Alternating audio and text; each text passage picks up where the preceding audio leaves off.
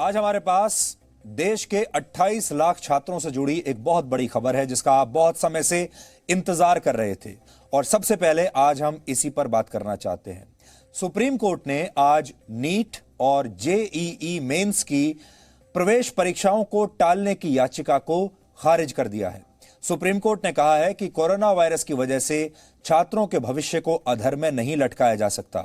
Supreme court के इस फैसले से लाखों छात्रों और उनके परिवारों ने अब राहत की सांस ली है, या राहत की सांस नहीं भी ली होगी तो कम से कम अब उन्हें स्पष्ट हो गया है, क्योंकि इसे लेकर अब सारे कंफ्यूजन समाप्त हो गए हैं।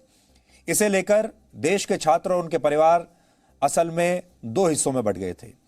बड़ी संख्या में ऐसे छात्र थे, ऐसे परिवार थे जो ये चाहते थे कि इन परीक्षाओं को टाल दिया जाए, क्योंकि कोरोना वायरस के इस दौर में इतने बड़ी संख्या में छात्र परीक्षा देने के लिए अगर बाहर निकलेंगे तो उनकी सुरक्षा की क्या गारंटी है।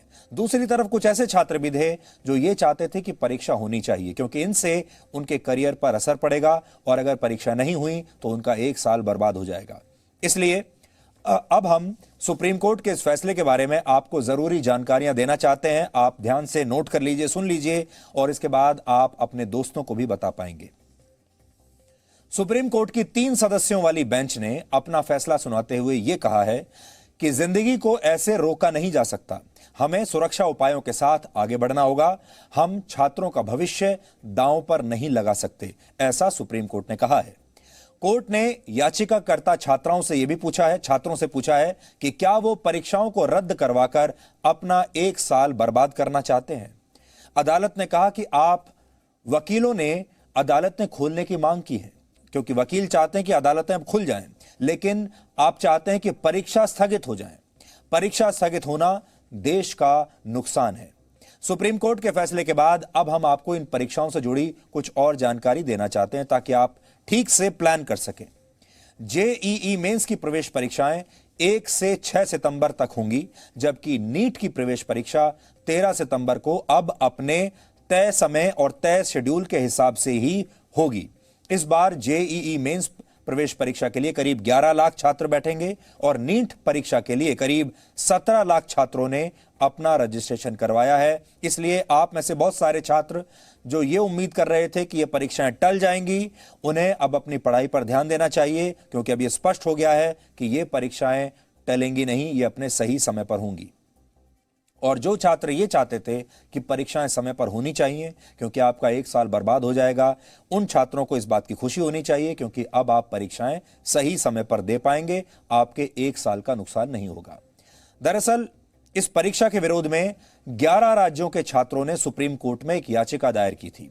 इस याचिका में यह मांग की गई थी कि देश में कोरोना महामारी के बीच परीक्षाओं का आयोजन न किया जाए। ऐसे में फिलहाल परीक्षाओं की निर्धारित तारीखों को स्थगित कर दिया जाए। इसमें यही कहा गया था क्योंकि इस चारों तरफ इस समय कोरोना वायरस का जो दौर है, ऐसे समय में लाखों छात्र अगर परीक्षा देने के लिए आएंगे तो उनको संक्रमण हो सकता है, उनकी सुरक्षा की कोई गारंटी नहीं है।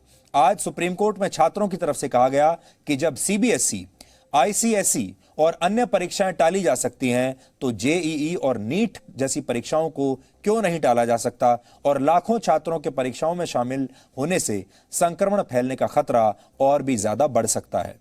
इसके विरोध में नेशनल टेस्टिंग एजेंसी की तरफ से सॉलिसिटर जनरल तुषार मेहता ने कहा कि अगर निर्धारित शेड्यूल के हिसाब से परीक्षाएं होती हैं तो हमारी तरफ से यानी सरकार की तरफ से सभी सुरक्षा उपाय किए जाएंगे और इसकी पूरी तैयारी कर ली गई है। दोनों पक्षों की दलीलें सुनने के बाद सुप्रीम कोर्ट ने कहा कि यह छात्रों के भविष्य का सवाल है और उसे दांव पर नहीं लगाया जा सकता, इसलिए ये परीक्षाएं अपने तय समय पर ही होंगी, जिसके बाद अब जल्द ही दोनों परीक्षाओं के एडमिट कार्ड्स जारी किए जा सकते हैं।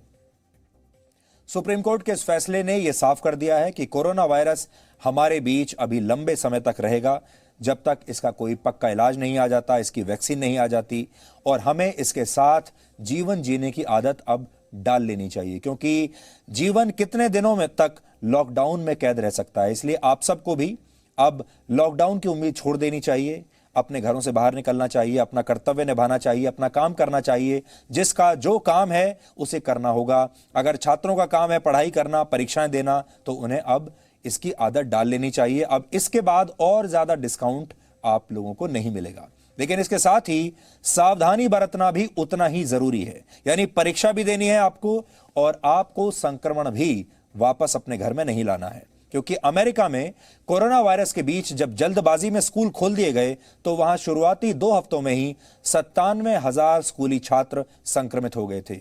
ऐसा भारत में नहीं होना चाहिए। इसलिए कोरोना काल में शिक्षा का नया संस्करण बिना सावधानी के अपना उद्देश्य हासिल नहीं कर सकता।